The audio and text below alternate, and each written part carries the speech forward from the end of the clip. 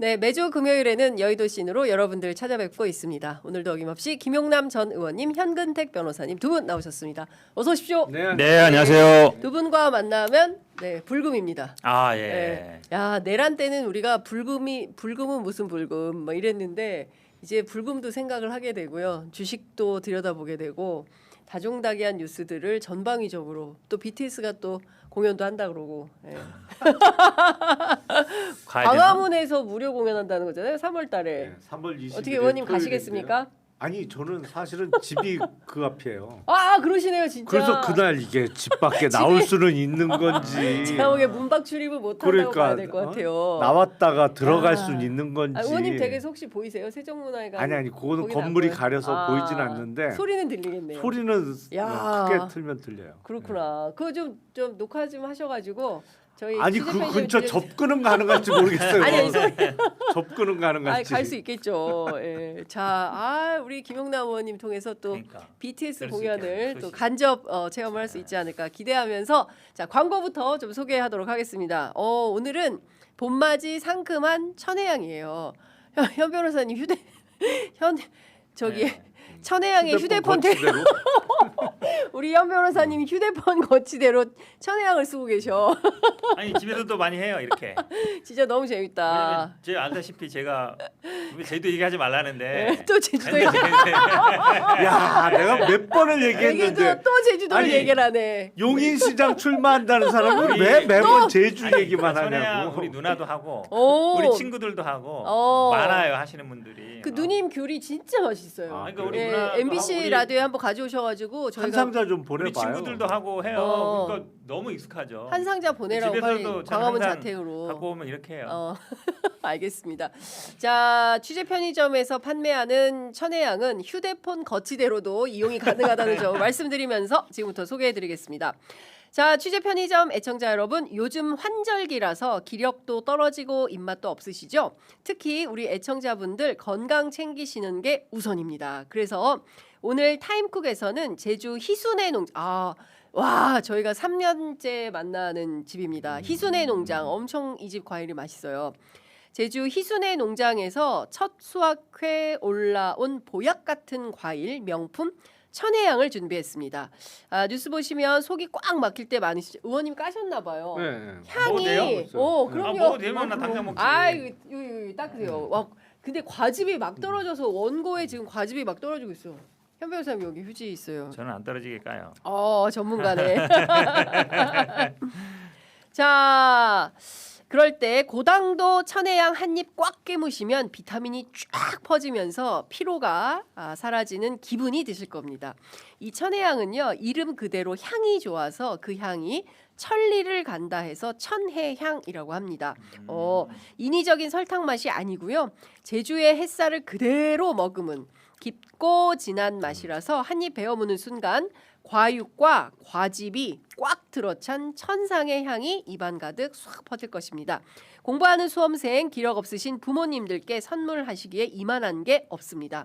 마트 거치지 않고요. 제주 농장에서 우리 구독자분들께 바로 산지 직송하는 거기 때문에 신선함이 아주 그냥 차원이 다릅니다. 취재 편의점 구독자분들을 위해서 특별한 가격과 구성을 준비했습니다. 지금 바로 더보기 링크에서 확인해 보시기 바랍니다. 제주 천혜향 3kg이 36,000원이고요. 5kg이 55,000원입니다. 무료 배송입니다. 자, 주문은 네이버에서 타임쿡으로 검색하시거나 0262648819 0262648819로 전화 주시기 바랍니다. 타임쿡 스토어에서 알림받기 하시면요. 즉시 사용하실 수 있는 1,000원 할인 쿠폰 제공해 드립니다. 꼭 알림 받으시고 1,000원 할인 받으시기 바랍니다. 천혜향이 이렇게 가요. 내가 하나로마트에서도 이렇게 파는데 우리 희순의 농장에서 천혜향이 이렇게 간다는 말씀 드립니다. 어때요? 그 희순의 농장이 어디 있는 거예요? 희순의 농장이 네. 여기 지역? 없는 것 같아. 어딘지 찾아볼게요. 또 제주도 어딘지 알려주세요. 찾는다 또. 그렇죠. 네. 아니 껍질은 얇고 음.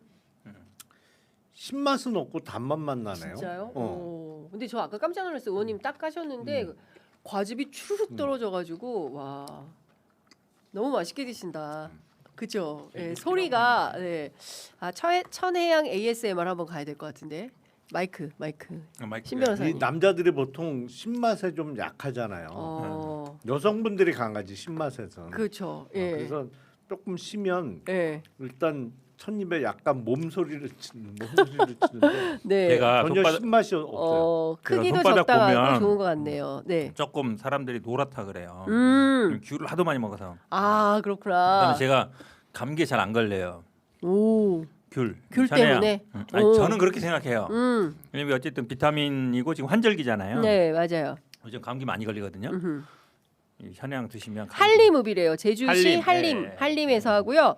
무료 배송이고요. 새콤한 향이 벌써 입안 가득 고입니다. 와, 향도 좋고 맛도 좋은 천혜향 이렇게. 제가 귤 까는 과일. 저만이 아니라 보통 제도 사람들이 예. 귤 까는 방법을 가르쳐 드릴게요. 여기 예. 보시면 예. 보통 사람들이 이렇게 까잖아요. 예. 근데 반으로 이렇게 까면 어머 진짜 잘. 흘리지 않고 오. 흘리지 않고 반으로 이렇게 깐 다음에 요거를 이렇게 까시 이렇게 요거 사실 이거 떨어지지 말아야 되는데 예, 이렇게 예. 까면 예. 귤 껍질이 아, 흘리지 않고 되게 반을 이렇게 해야 반을 되는구나. 짜고. 역시 제주도 사람 용인시에 출마하는 제주도 사람 현근택 변호사 얘기를 들어봤습니다. 자, 두 번째 소개해드릴 광고는 주디메르 기미 키트 집중 세트 광고입니다. 기미 고민의 핵심은 화장으로도 잘 안 가려지는 진하고 딱딱한 경계선입니다. 그런데 이번에 주디메르가 진행한 기미상궁 체험단의 실제 2주차 후기들을 보면 아주 흥미롭습니다. 체험단 분들이 입을 모아서 하시는 말씀이 뭐냐면요. 스트레스였던 그 진한 기미 테두리가 눈에 띄게 흐려졌다라는 거예요. 기미상궁 여기서 기미상궁이 그 기미가 이 기미가 아니네. 기미가 많은 상궁. 그러네요. 예, 기미가 많은 상궁님들. 예. 자, 기미는 사실 그 경계선만 부드럽게 옅어져도 얼굴 전체가 훨씬 맑아 보이거든요. 오. 자, 3월이잖아요. 봄 햇살 아래 서면 기미나 잡티가 더 도드라져 보일까봐 걱정이 되실 텐데요. 실제로 이 제품 써보신 분들은 모임 나갔더니 어머 안색이 왜 이렇게 좋아졌냐, 피부 환해졌다 이런 소리를 매일 듣는다면서 정말 좋아하신다고 합니다. 이게 가능한 이유가 뭐냐면요. 단순히 겉만 관리하는 게 아니고 독자적인 펩타이드 기술과 비타민 C 그리고 글루타티온이 피부 근본의 힘을 길러준 덕분이라고 합니다. 그래서 주디메르가 3월 봄맞이 특별 혜택으로 기미키트 집중 세트를 준비했습니다. 앰플과 크림 세트를요 79,000원이라는 합리적인 가격으로 구성을 했는데요.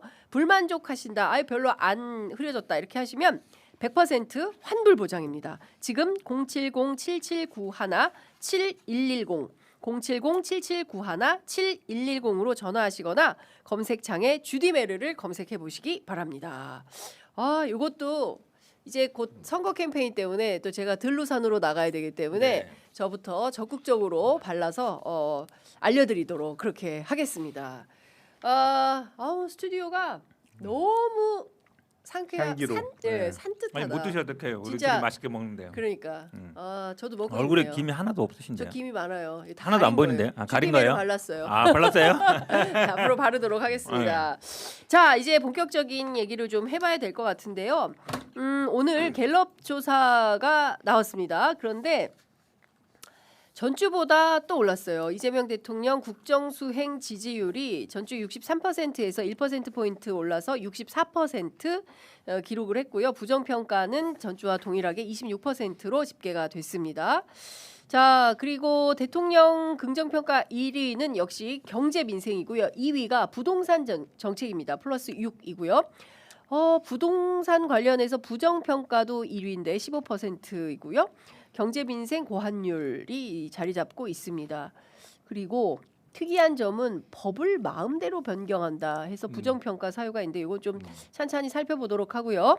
정당 지지도는 더불어민주당 43, 국민의힘 22, 무당파 28 이렇게 됐고요.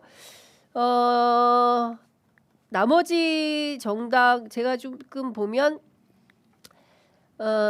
TK 지역을 좀 보려고 하는데요. TK 지역은 갤럽 조사는 어제 있었던 NBS 조사와 좀 다르네요. TK에서는 더불어민주당 25, 국민의힘 36으로 집계가 됐습니다. 그리고 중도가 여기는 두 자릿수를 기록했네요. 더불어민주당 46, 국민의힘 13. 지난 그 NBS 조사에서는 중도층이 9%를 차지했는데 이런 차이가 있다라는 점이고요. 내란 속의 윤석열 1심 선고 형량 어떠냐 물었습니다. 미흡하다 39, 적절하다 29, 과도하다 24 이렇게 집계가 됐습니다. 그리고 12.3 비상계엄 사태는 내란이냐 아니냐도 물었습니다. 내란이다 64, 내란이 아니다가 24%로 집계가 됐습니다. 그리고 향후 1년간 우리나라 경제가 좋아지겠냐 나빠지겠냐 비슷하겠냐 물었습니다. 좋아질 것 44, 나빠질 것 28, 비슷할 것이다 24 이렇게 나왔습니다. 그리고 나머지들은 저희들이 말씀드리면서 하나하나 살펴보겠습니다. 예. 자, 지금까지 말씀드린 전체 전반적인 사항에 대해서 김용남 의원님 어떻게 평가하십니까? 뭐 큰 변화는 없어 보이고요. 네. 다만 이제 긍정평가 항목에도 2위로 올라가 있고 또 부정평가 항목에서도 1위로 올라가 있는 게 결국엔 부동산인 것이고 역시 경제 민생이 가장 중요하다고 생각하는 분들이 많은 것 같아요. 경제 민생이 긍정평가에서는 1위를 차지하고 있잖아요. 근데 네. 여론조사가 그때그때 약간 바뀌죠. 그러니까 예를 들어서 대통령의 해외 순방이 있을 때 실시되는 여론조사에서는 뭐 외교 같은 게 1위를 차지할 때도 있는데 요 근래에는 해외 순방은 없었기 때문에 그 항목은 조금 뒤로 밀린 것 같고 지금 연일 오늘은 조금 빠지고는 있습니다만 코스피가 연일 최고치를 네. 갱신하고 있으면서 확실히 이 주가가 오르면 경제가 좋다고 느끼게 만들어요. 그렇죠. 예. 네. 그래서 미국도 엄청 관리한. 그렇죠. 네. 그래서 미국은 이게 어느 정도냐면 거의 정치가 주가에 예속된 거 아니야? 이렇게 정도. 생각될 정도로 민감하게 반응을 하죠. 예. 뭐 트럼프 대통령도 지금 마찬가지인데 뭐 그게 잘못된 거는 저는 아니라고 봐요. 그렇죠. 예. 그래서 우리도 그 트렌드를 향해서 점점 가까워지고 있는 것이고 네. 저는 부동산이 최근에 이제 강남의 집값도 많이 떨어졌다는 기사가 연이어 나오면서 부동산이 긍정평가에서 높은 항목을 차지하고 있는데 이제 올 상반기는 적어도 뭐 부동산 가격이 안정이 될 거고 네.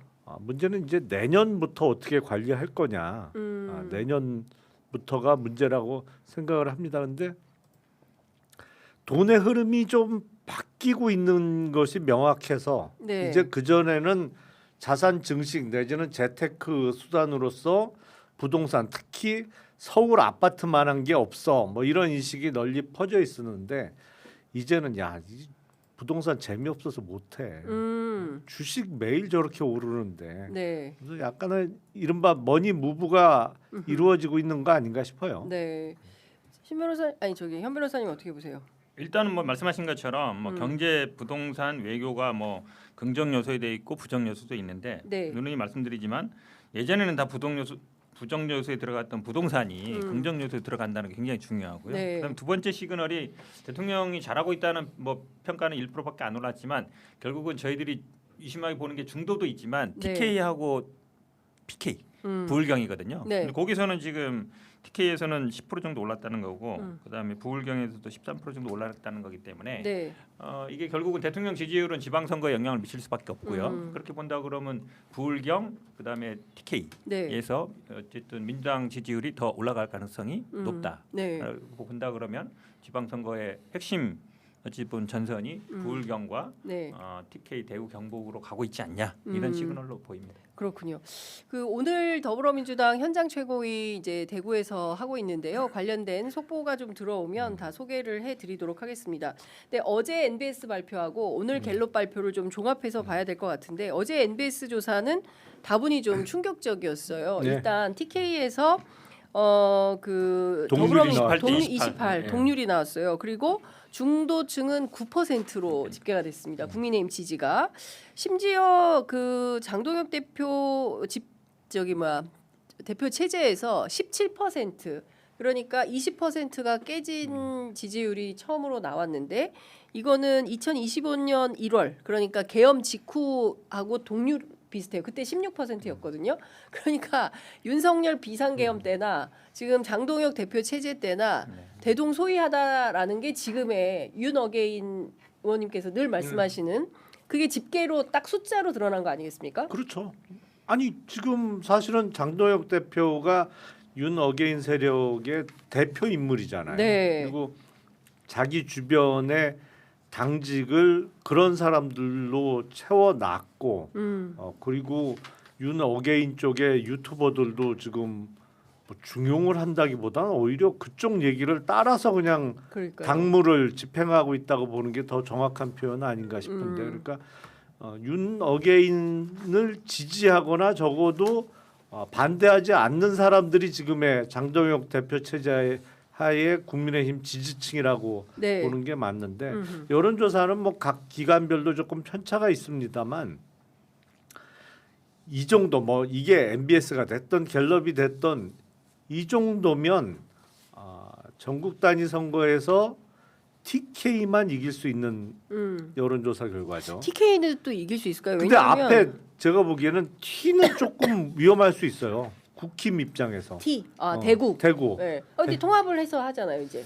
그러니까 뭐 통합이 안 되는 듯하다가 된다는 건데. 네. 그거 해봐야죠. 그거는 이제 통합 선거를 치를 수 있을지 아니면 그게 조금 늦어지면 이미 이제 며칠 있으면 3월이잖아요. 이게 일정이 너무 빡빡할 것 같아요. 통합 선거 치르기에는 예. 만만치 않을 것 같은데. 그래요? 근데 뭐 가능하겠죠. 왜냐면 뭐 광주도 해야 되니까요. 광주 전남도. 근데 MBS 어제 조사 보면서 제가 되게 놀랐던 게 네. 무죄라고 생각한다는 사람이 23%. 그렇죠. 근데 더 놀라운 거는 국민의힘 지지자 중에는 70%.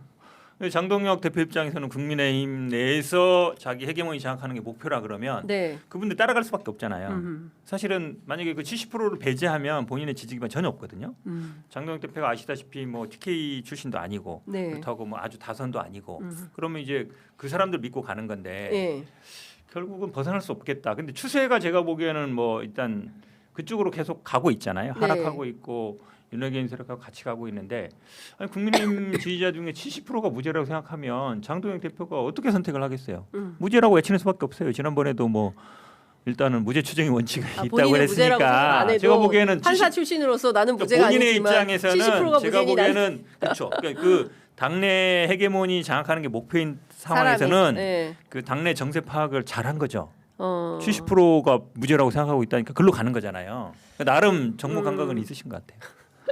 네, 완전히 그 이제 극우 정당이 돼버린 거죠. 근데 그러면 거기에서 상식적이고 합리적인 보수는 뭐 좀 탈출을 하든지 해야 되는데 그런 이해 관계 때문인지 전혀 그런 흐름은 안 보이는 거고.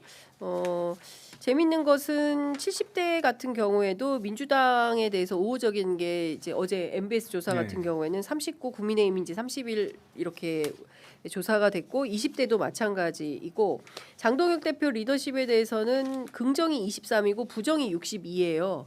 그러니까 정청래 대표는 긍정 43, 부정 42 이렇게 팽팽한 반면 지금 이런 상황이라면 좀 뭔가 새로운 변화를 좀 만들어야 될 텐데 그 에너지는 전혀 없어 보인다. 네. 여전히 그런 상황인 것 같습니다. 그냥 장동혁 체제로 지방선거를 치를 것 같아요. 그러니까요. 네. 다른 대안은 별로 없어 보이는 이런 상황인 것 같습니다.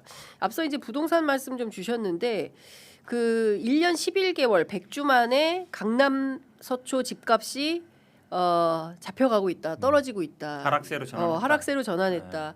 심지어 8억 깎아 내려간 그런 이 추세는 4월까지 이어질 거다라는 이제 언론의 분석이 있고 어제 MBC 단독 보도 보니까 송파에서는 10억을 꿔줄 테니까 이 집을 좀 사다오 이런 현상까지 생기고 있다는 거예요. 그러니까 그 없던 현상이 강남 불패, 강남 부동산 불패 신화는 이제 끝나는 건가? 어떻게 보십니까? 아니 근데 그건 당연한 거죠. 당연하다. 5월 9일까지는 당연한 거죠. 5월 9일부터 달라집니까? 10일부터? 아니 그러니까 5월 10일부터 시장이 어떻게 반응할까가 중요한 거지. 당연히 다주택자에 대한 중과세 유예를 예.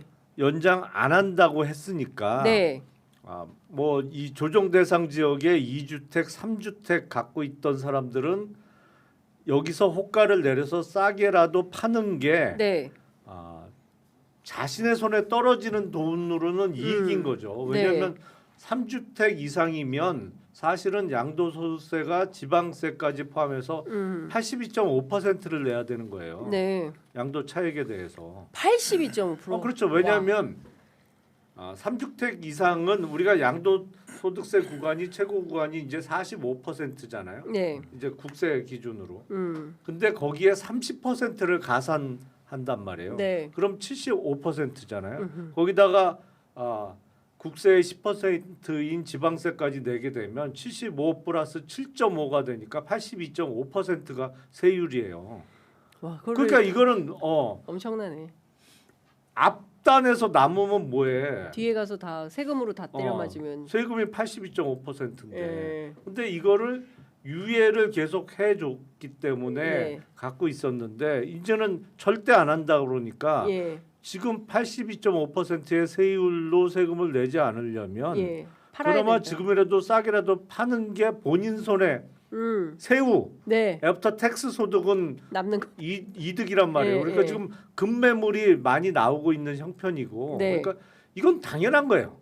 뭐 5월 9일까지는 당연한 거야. 네. 그러니까 이걸 갖고 강남 불패가 깨졌다고 판단하면 너무 이른 그 섣부른 의원님께서는 판단이고. 5월 9일 이후에 시장은 어떻게 예상하십니까? 그러니까 5월 10일 이후에는 예. 이른바 기대 소득이 예. 기대 수익률이 어떻게 되느냐가 중요하겠죠. 기대 수익률이 네. 야 이게 이제 세율은 이미 높아졌어. 네. 그러면 만약 그때까지 정리 안 한 다주택자들은 못 파는 거잖아요. 네. 82.5%의 세금을 내고 어떻게 그렇죠. 팔아요? 그러니까 못 팔면 예. 그때 결정을 해야겠죠. 음. 어차피 지금 못 팔아. 네. 앞으로 못 팔아. 그러면 이걸 갖고 있다가 내가 자식한테 증여를 할 거냐. 예. 증여세를 내더라도 예. 아니면 자식이 돈을 좀 벌어서 그래도 어느 정도 계산을 맞출 정도의 되면 재산이 되면 뭐 시가보다 다소 싸게라도 매매 형태로 넘길 거냐 네. 이걸 결정을 해야겠죠. 근데 5월 10일 이후에는 매물은 많이 줄어들 거예요. 많이 줄어들면 이제 결국에 가격은 파는 사람 사는 사람 맞아야 형성이 그렇죠. 되는 건데 이게 매물이 작아지면 이상한 거래 하나가 툭 튀어나오면 그게 시가가 돼버린 말이야. 그렇죠. 신고가 기록을 세웠다고 이게 하면서. 뭐 최저가도 될 수 있고 신고가도 될 수 있는 거지. 그러니까 리스크가 좀 있는 거죠. 네. 저는 조금 어떻게 생각이 보세요? 다른데요. 네. 당연하다 하시는데 100주 만이잖아요. 거의 2년. 1년 11개월. 그렇죠. 거의 2년 만에 처음이기 때문에 이게 굉장히 중요하죠. 그럼 당연한 건데 왜 그동안 안 됐냐 네. 이 생각을 해봐야 돼요. 예. 사실은 어찌 보면 여러 가지 지금 뭐 본격적인 그 뭐 보유세 정책이라든지 이런 거 쓰고 있지는 않잖아요. 네. 금융 정책이라든지 공급 정책을 하고 있는데 네. 그런데 저는 예전에 같으면 부동산 불패 신화가 있고 그 다음에 어쨌든 부동산 오른다는 확신이 있기 때문에 만약에 다가구 다주택자가 팔면 그 돈을 다시 어디 부동산에 투자했거든요. 네. 대부분 그렇게 했어요. 그러다 보니까 이제 어느 정도 유지됐는데 지금은 만약에 강남의 다주택자들이 이걸 판 다음에 네. 다시 부동산 살까요? 저는 안 살 것 같아요. 어디로 주식 갈까요? 시장으로 갈 가능성이 많죠. 주식으로 그게 간다. 또 지금 정부의 유도 방향이기도 예, 하고 그렇죠. 그러면은 사실은 5월 9일 이후에도 네. 그럼 결국 매수세가 붙어야 그 다음에 다시 이제 이게 추세를 꺾으려면 네. 뭔가 힘이 있어야 된단 말이죠. 매수세가 붙어야 되는데 네. 저는 그럴 가능성은 많지 않다고 봐요. 물론 지금 이제 하락 전환했지만 5월 9일까지는 계속 하락되겠죠. 네. 근데 그만큼 하락 계속 되진 않겠지만 하락하는 국면이 어떤 뭐 평준화가 되든지 다시 이제 오르지는 않을 것 같다라는 생각은 들어요. 그렇군요. 네. 그 두 분 간의 주장이 어떻게 될지 5월 10일 이후에 그때 예측을 해보도록 본격적으로는 이제 이게 5월 9일까지 매매 계약을 체결하고 네. 6개월 이내에 잔금을 지불하고 하면 그 중도세를 없잖아요. 유예해 주기로 한 예, 거잖아요. 중과를 그러니까 유예하는. 사실은 거의 11월까지는 이 추세가 그러니까 간다? 이게 거래가 그 잔금까지 치러지고 네. 이른바 딜 클로징이 돼야 이제 신고가 되잖아요. 네. 그래야 알 수 있는 거죠. 음. 그래서 사실은 5월 10일 이후에 매매 계약이 체결돼서 이게 신고까지 이루어지려면 네. 그러니까 올 12월은 접어들어야 될 거예요. 그러니까 올 12월 이후부터의 주택 매매가가 어떻게 형성되느냐 예, 이걸 그렇군요. 봐야겠죠. 다음 선거 끝나면은 보유세로 가겠지라는 댓글창에 아이, 글이 그거는 뭐 있습니다. 어느 정도 예상이 네. 되는 거죠. 예상이 되는 예, 거죠. 보유세로 가겠지. 이제 다음 수가 또 있을 거야. 막 이제 이런 거고. 어쨌든 대통령 입장에서는 이 기조, 투기꾼 잡는 것에 대해서는 그게 농지가 됐든 뭐 아파트가 됐든 가만두지 않겠어. 반드시 잡는다라는 의지를 피력하고 있기 때문에 이 기조가 변경될 것 같지는 않다라는 생각이 그렇죠. 좀 드는 예. 겁니다. 근데 고위공직자 다주택자들 있잖아요. 네. 이분들은 지금 어떻게 이한주 원장이 고위공직자 오늘 1위 했더라고요. 네. 근데 청담의 아파트 분양권이 23억 1,400만 원짜리를 갖고 있는데 이게 시가로 계산하면 52에서 63억이래요. 그리고 도합하면 부동산이 55억 1,800 정도 있어서 76억 원의 이제 자산이 있는데 그 이분이 기본소득 설계하신 분이잖아요. 예. 그렇죠. 안 팔게요. 안 팔까요? 어떻게 보세요? 어떻게 할까요? 안 팔 것 같은데요. 안 팔아요? 청담동은 이제 아마 재건축이나 재개발이 추진되고 있는 지역에 네. 그 분양권이 있는 것 같고 분양권. 네, 아마 재개발. 23억 얼마로 신고한 게 분양 가격이겠죠. 그렇죠. 그래서 이제 근데 지금 현 시세는 그보다 훨씬 높게 형성이 돼 있다는 것 같고 한 채는 지금 가족들하고 거주하는 집이고. 집이잖아요. 네. 그거 뭘 팔겠어요? 청담동 분양권을 팔까? 글쎄요. 그건 본인이 안 팔까요? 선택해야지. 저는 안 팔 것 같은데. 안 판다. 자, 우리 현 변호사님은 모르죠. 모르죠. 그건 선택이죠. 예. 근데 아마 전화해볼까요? 이제 청와대 예전에도 보면 문재인 네. 정부 때도 보면 똘똘한 한 이제 채. 청와대 그다음에 뭐 장관, 뭐 맞아요. 국회의원 이런 분들에 대해서 항상 예. 뭐 다주택자 비판이 있었거든요. 그래서 네. 그때도 사실은 그게 굉장히 동력을 많이 떨어뜨렸어요. 음. 그러니까 지금 청와대 그다음에 뭐 장 차관이든 아니면 뭐 국회의원 이런 분들은 네. 좀 결단을 하실 필요가 있어요. 그러니까 한성숙 장관의 사례를 보면 그 대통령의 기조와 진정성 뭐 이런 거를 볼 때 본인도 이렇게 하는 게 맞겠다. 그리고 이제 딸들이 다 결혼을 안 했대요. 그래서 엄마 모시고 같이 살기로 했다. 그래서 집을 다 팔기로 했다는데 과연 청담동 분양권을 이한주 경제인문사회위원장이죠. 내놓을까? 저는 이게 굉장히 중요한 지표가 될 거라고 봅니다. 그렇지 않나요? 물어보세요. 전화해서 물어보세요, 한번 진짜. 물어보도록 예. 하겠습니다. 고위공직자들이 어떤 태도를 보이느냐 부동산에 대하여 굉장히 중요한 것 같고요. 그리고 의원님께 이것도 좀 여쭤볼게요. 이제 주식 얘기 잠깐 하면 제가 뭐 그 블룸버그 통신이 이재명 대통령이 1,400만 개미들의 영웅이 됐다. 이제 이런 보도를 이제 내놓고 있는데 3차 상법 개정안 통과되고 또 6,300까지 찍은 거 아니겠습니까? 그럼 4차, 5차 계속 가는 거냐? 그럼 어느 방향으로 가야 되냐? 주주의 이익을 확대하는 방향으로 대한민국의 주주 자본주의, 자본시장이 어떻게 변화해야 되느냐? 전문가이신 의원님의 말씀을 좀 들어보도록 아니 하겠습니다. 앞으로 계속 그 방향으로 가겠죠. 가야 간다. 하고. 고고싱이다. 예. 예. 그리고 당연하죠. 뭐 다 아시겠습니다만 블룸버그는 대표적인 경제 관련한 미디어 그룹이죠. 뭐 어마어마하게 큰 미디어 그룹이라 블룸버그 TV도 있고 뭐 신문사도 있고 뭐 많은데 네. 거기 블룸버그에서 정확하게 본 거예요. 사실은 그동안 뭐 한 번도 한국 주식은 비쌌던 적이 없어요. 네. 항상 쌌어요. 근데 그 지금이 제일 저평가- 싸다. 그렇게 얘기하시더라고요. 지금 시장에서 예. 그건 모르겠고 하여튼 업종별로 조금 차이는 있을 텐데 예. 주식 시장이 워낙 좋다 보니까 업종별로는 야 이거 너무 비싼 거 아니야? 뭐 이런 종목들도 꽤 이제는 보이기 시작했는데 그래요. 전반적으로는 안 오른 데도 있다. 바이오 이런 그렇죠. 건 안 올랐다고. 예, 안 오른 예. 것도 있죠. 예. 왜냐면 실적이 없으니까. 남들은 다 빨강인데 네. 우리만 파랑이야 뭐 이런 사람들이 있더라고요. 근데 전반적으로는 앞으로 더 오를 가능성이 있는 거죠. 그래서 이번 3차 상법 개정이 자사주 소각을 의무화하는 내용이었잖아요. 네. 이제 앞으로 계속 이어질 거예요. 지금 최근에 이게 이소영 의원이 대표 발의한 지는 꽤 시간이 지났는데 네. 최근에 이재명 대통령이 직접 언급을 하면서 야 다음은 저긴가 보다. 그래서 네. 이른바 주가 누르기 방지법이 입법화될 가능성이 높아졌는데 네, 네. 그 내용은 간단히 말씀드리면 주가 순자산 비율이라는 게 있습니다. 이제 PBR이라고 네, 하는 네. 그게 0.8이 안 되는 그러니까 예를 들어서 순자산 부채 다 빼고 순자산이 1,000억인데 이 회사의 시가총액은 800억이 안 돼. 네.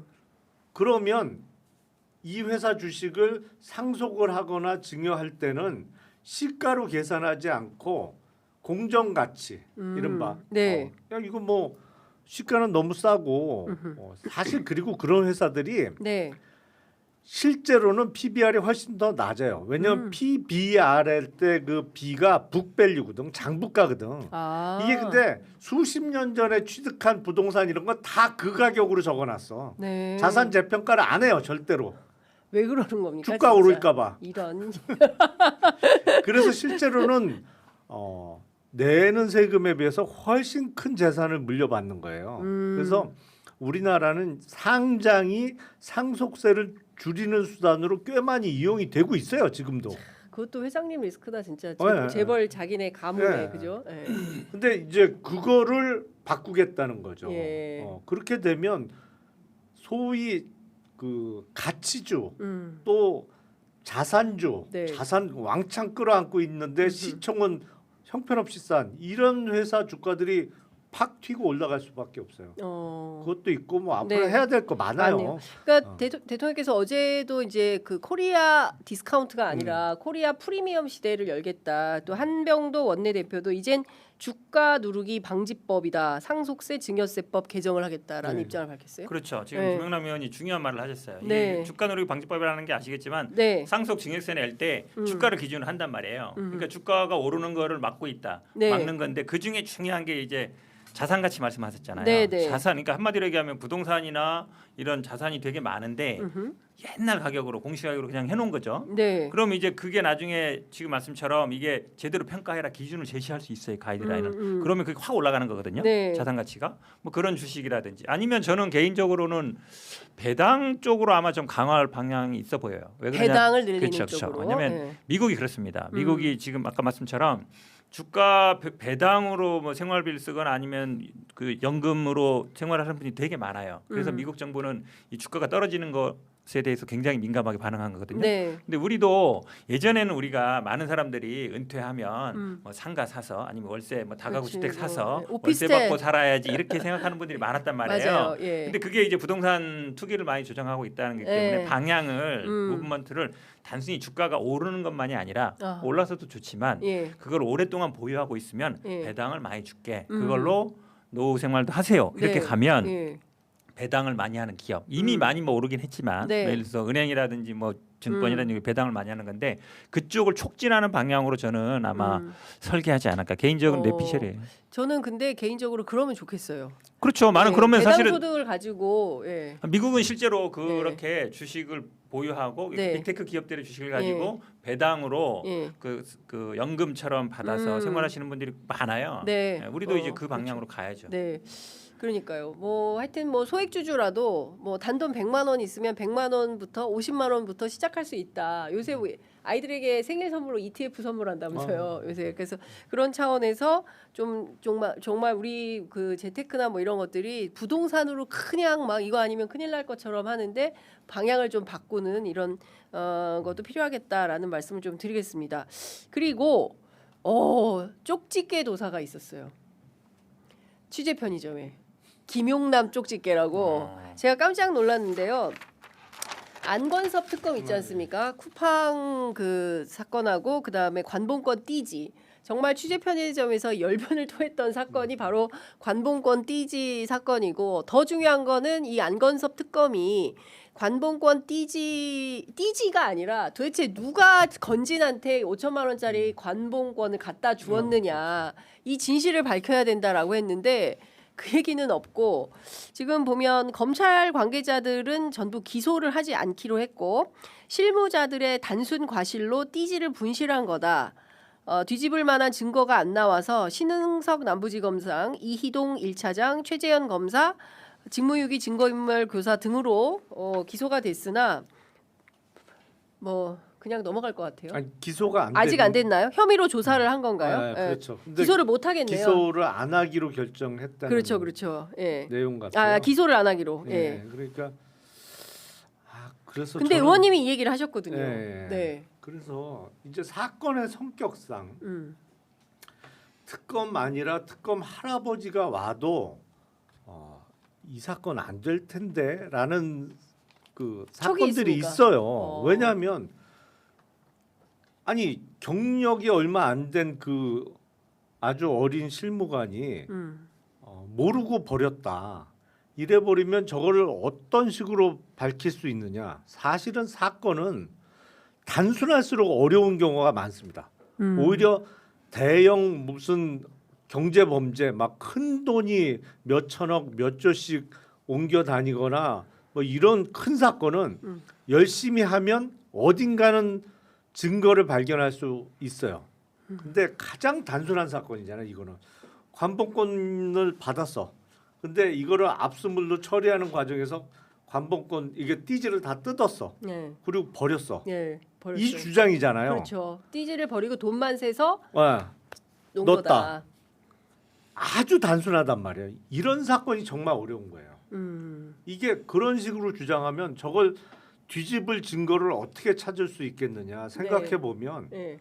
이거는 특검 수사 대상으로 삼기에는 대단히 예. 맞지 않는 사건 성격인데.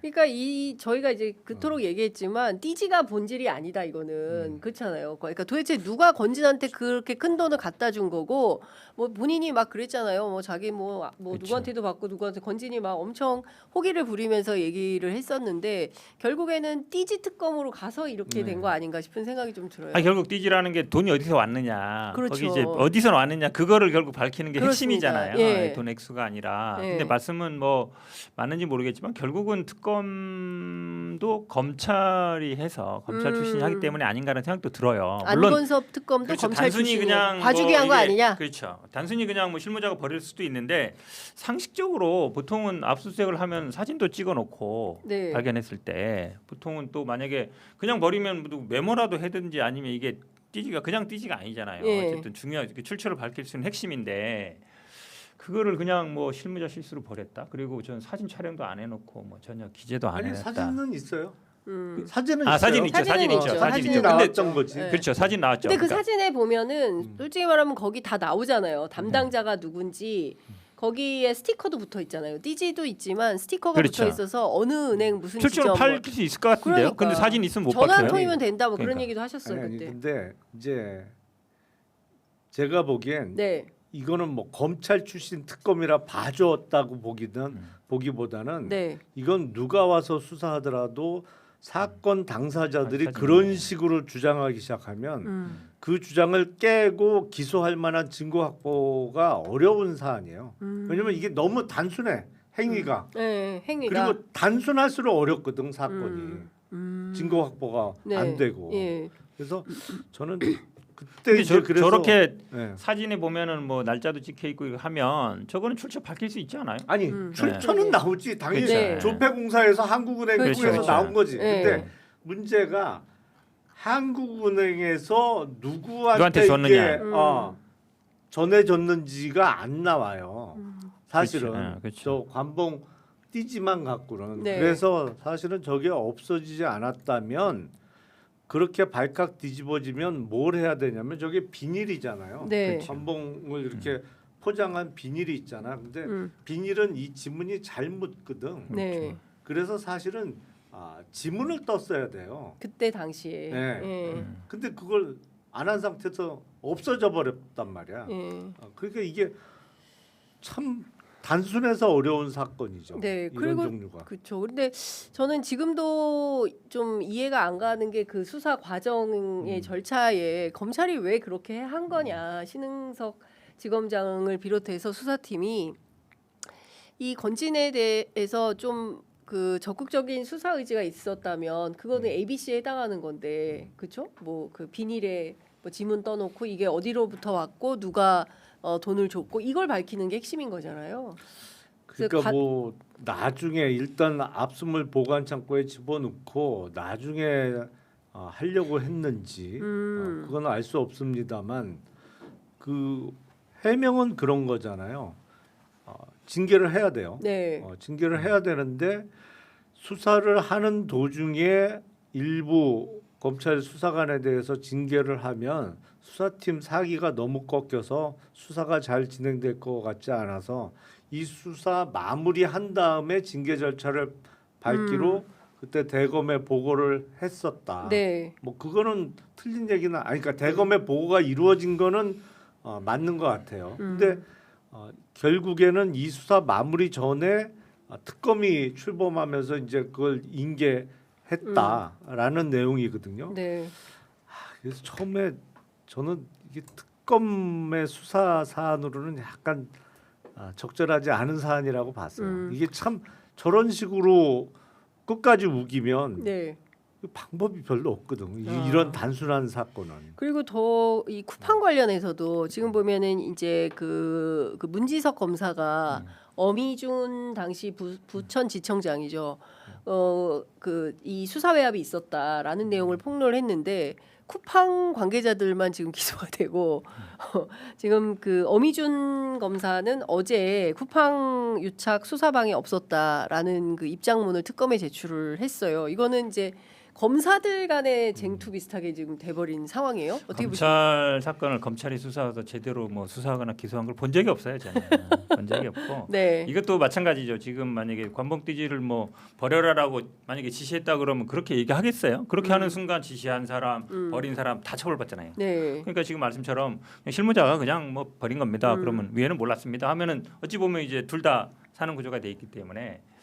그러니까 그래서 사실은 이제 우리가 경찰 사건 나면 검찰이 특별까지 조사하거든요. 근데 검찰 수사를 또 검찰이 해요. 제대로 될 리가 없죠. 자기 식구 그렇죠. 제 식구 결론은 가족이- 제가 보기 그렇다고 봐요. 예. 그래서 고의로 분실한 증거가 안 나왔다. 이제 이렇게까지 된 것 같습니다. 못 찾았는지 안 찾았는지 뭐 뭐죠. 참 답답합니다. 하여튼 지금 이런 상황이고 쿠팡 사건과 관련해서도 그 문지석 검사가 펑펑 울었던 그 국회 상임위 장면을 다들 기억을 하고 계실 텐데 이 사건도 또 유야무야 되는 것은 아닌가. 관련돼서 이 사건 또 어디로 넘어가야 되나라는 생각이 좀 듭니다. 자, 그리고 행정통합은 저희가 지금 아까 얘기를 해서 그런데 요 얘기도 좀 여쭤볼게요.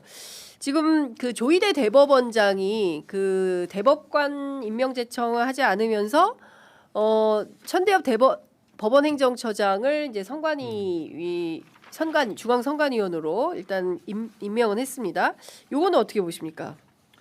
저는 그 대법관 후보 제청을 왜 안 하는지 모르겠어요. 이게 그러니까. 벌써 오래됐는데. 예, 한 달이 넘었습니다. 그렇죠. 한 달이 훨씬 넘은 예. 것 같은데 도대체 뭐지? 37일째입니다, 네. 오늘로. 아니 해야지. 예. 그 왜 안 해?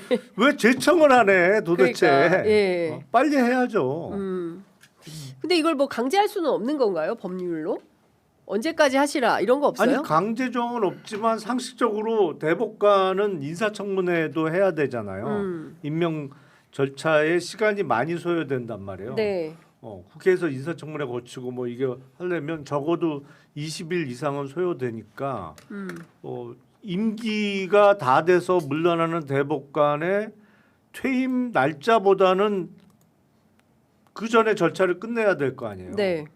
그럼 왜 안 하죠? 그러니까 퇴임이 이유는 화요일이에요, 화요일. 제가 보면 뻔해요. 이 사법개혁 3법에 대해서 불만을 기분 표시를 나쁘다? 이렇게 하는 거죠. 한마디로 얘기하면. 나 그런데 기분 나빠. 나쁘다 이거죠. 네. 근데 저는 그래서 이 대법관 제청이 물론 뭐 헌법에도 나와 있고 그다음에 법원조례도 나와 있는데 이거를 좀 그래도 구조적으로 예를 들어 아까 말씀처럼 뭐 기간을 뭐 퇴임 며칠 내에 한다든지 예. 뭐 이런 거라도 뭐 정해놔야지 이렇게 사실은 뭐 사법개혁 3법에 대해서 뭐 계속 뭐 내고 있는데 그동안 뭐 가만히 있다가 이거는 본인이 할 일은 하면서 뭐 비판을 해야 되는데 제가 네. 보기엔 아무리 봐도 그거밖에 없어요.